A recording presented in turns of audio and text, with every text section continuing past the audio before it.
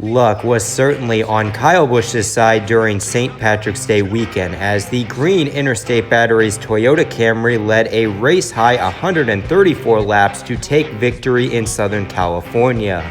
More importantly was the fact that Kyle Busch netted his 200th win in NASCAR sanctioned competition, which ties him with Richard Petty for the all-time mark.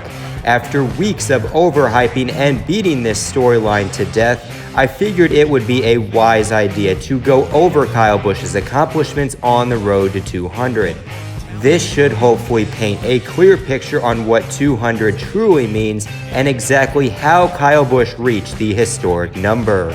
We first start with the NASCAR Truck Series, as Kyle Busch's first Truck Series win came at the Charlotte event in 2005. As driving 11 races for Billy Ballou, he was able to capture the checkered flag for the first of 3 wins during that campaign. He continued driving for his race team through the 2009 season, as the Mississippi colors earned a great deal of success with Rowdy piloting their truck. The most notable accomplishment during that time frame was netting 4 truck wins at Atlanta, as well as a 7-win campaign in 2009. For the 2010 season, however, Kyle Busch decided it was time to become the boss man as well as a truck racer, as this was the first season under the newly formed Kyle Busch Motorsports. From its inception, Kyle Busch started netting victories, with the first KBM victory coming at the Nashville Speedway. He put on a clinic, leading 131 of the 150 laps to claim victory, as his Dollar General Toyota was the class of the field.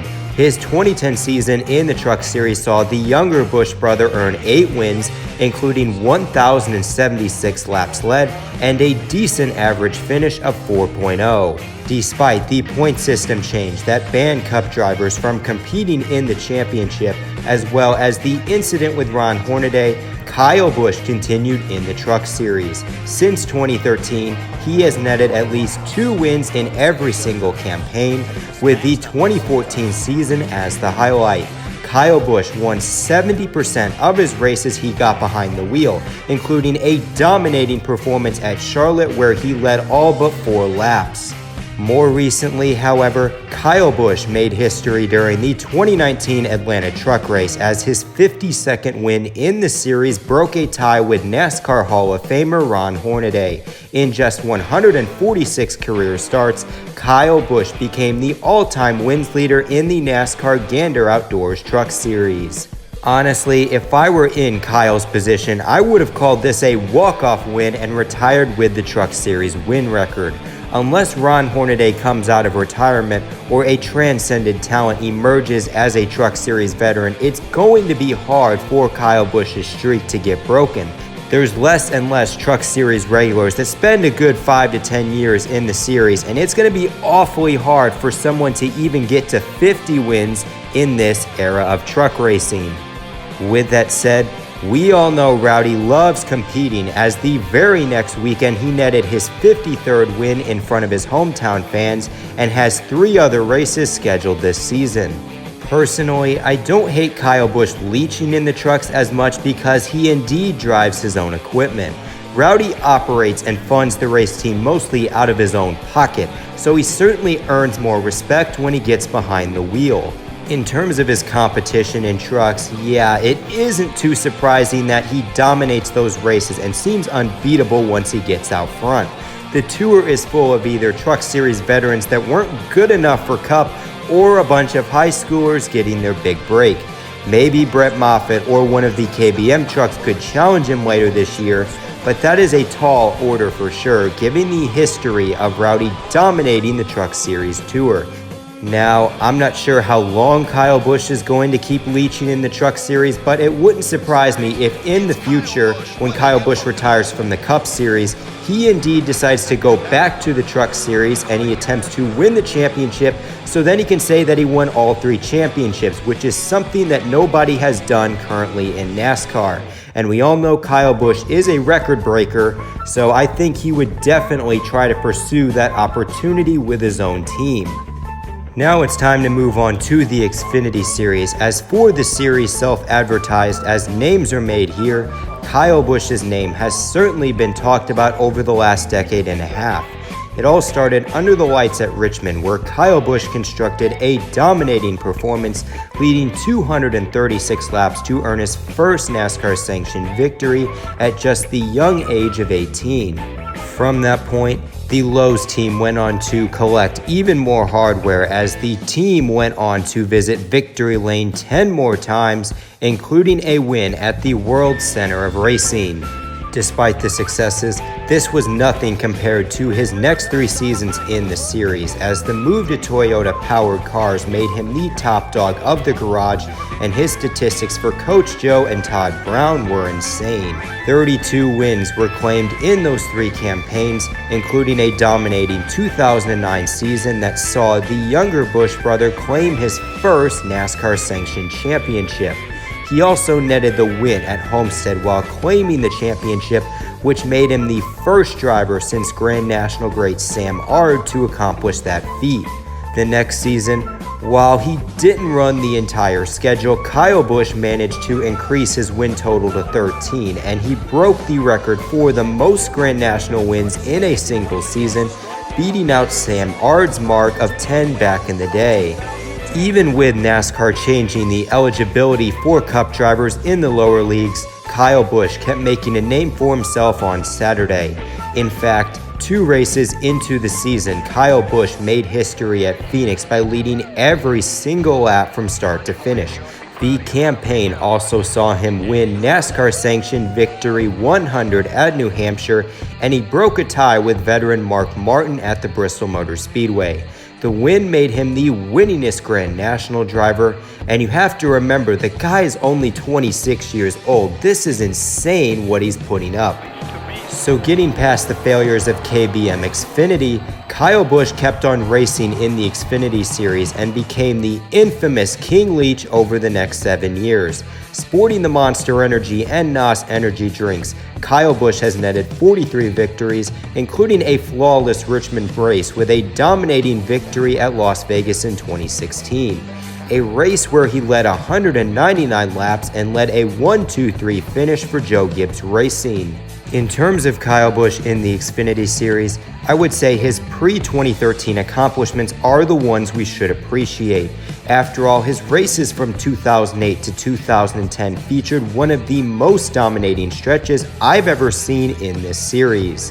Whenever he abandoned Kyle Busch Motorsports and rejoined Joe Gibbs Racing in 2013, that's where his respect dipped in the lower leagues. While sure, he missed the chase in 2012, Kyle Busch was finally starting to mature and become more consistent during that time frame as he ended his 2012 campaign in Cup with 7 top 5s in the final 10 races, including a dominant performance at Phoenix and Homestead. At this point, Kyle Busch likely isn't going anywhere until he reaches win 100 in the NASCAR Xfinity Series, so I'd say the sooner it happens, the better off for both Kyle and the series as a whole.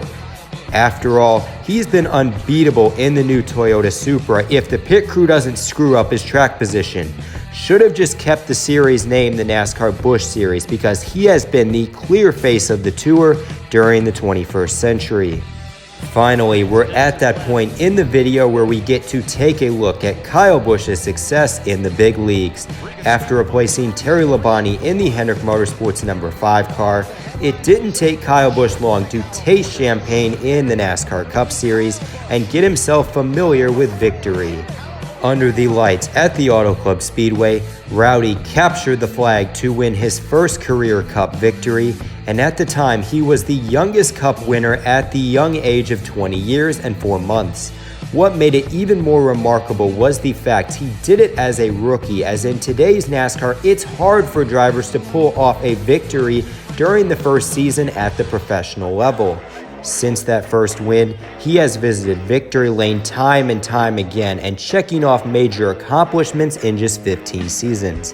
he claimed the first win for the Generation 5 car of tomorrow, a race where he netted Chevrolet their 600th win on the tour. A monumental first win driving for Joe Gibbs Racing at Atlanta, which earned manufacturer Toyota their first Cup victory. And then obviously you have the inaugural Quaker State 400 at the Kentucky Speedway, crown jewel victories at Indianapolis and Darlington, as well as a dominating performance at the Charlotte 600 last summer. Some of his other bright moments have included 8 victories in both the 2008 and 2018 seasons, 2 weekend sweeps at Bristol Motor Speedway in 2010 and 2017, and who could not forget his comeback 2015 campaign where the crispy M&Ms team won 5 races, including the championship race in Miami for the NASCAR Cup Championship. His Cup Series statistics have seen him net 53 wins, including wins at every single venue he has driven behind the wheel. If he can win the Charlotte Roval in September, he will have won at every track configuration he has driven in the NASCAR Cup Series. In addition, he currently holds the longest active win streak in the NASCAR Cup Series, as the Las Vegas native has won a race each season since that debut rookie season. Without a doubt, he's a first ballot Hall of Famer for the highest level of NASCAR alone, and only at 33 years old, there are still some moments to be made. So at the end of the day, Kyle Busch's 200 wins has some amazing wins and accomplishments that go unnoticed with the years of leeching in the lower leagues. The only way this feat compares to Richard Petty is because both drivers netted a majority of their victories before a modern change to NASCAR. While for Kyle Busch, a majority of his victories came before the restriction of Cup drivers in trucks and Xfinity, Richard Petty's victories came before the modern era of NASCAR, as back in the day, NASCAR consisted more of a local feel, as full-time race teams were rare on the tour, as well as the strength in numbers. About 10% of Petty's races featured less than 20 cars, which is a far cry from the 40-car fields in the modern day. Obviously, more races were also a part of the schedule, as the series in the 1960s ran 50 to 60 races a year. When Richard Petty shows up to one of these smaller races, it's no surprise he dominates and wins on some occasions. Moving forward, fans should just distinguish both accomplishments as amazing feats in 2 completely different eras, and not compare the way Richard Petty earned his 200 to Kyle Busch. Just simply look at the number and respect that both drivers were able to win 200 NASCAR events, despite the skeptics for both achievements. On a side note, thank goodness Kyle Busch 200 is in the books, because hopefully the media can stop shoving it down our throats every 20 minutes. Seriously, the last 4 weekends have featured Fox, NBC, and NASCAR.com overhyping this historic event nearly 24/7. Just some advice for the next historic event in NASCAR: let things play out for a second. Let them tell the story on the racetrack. Hopefully the media can move on from this event and actually focus on the races themselves and let these drivers write history for themselves. So anyways, this is NRF signing out, and just remember, life's a beach and then you drive.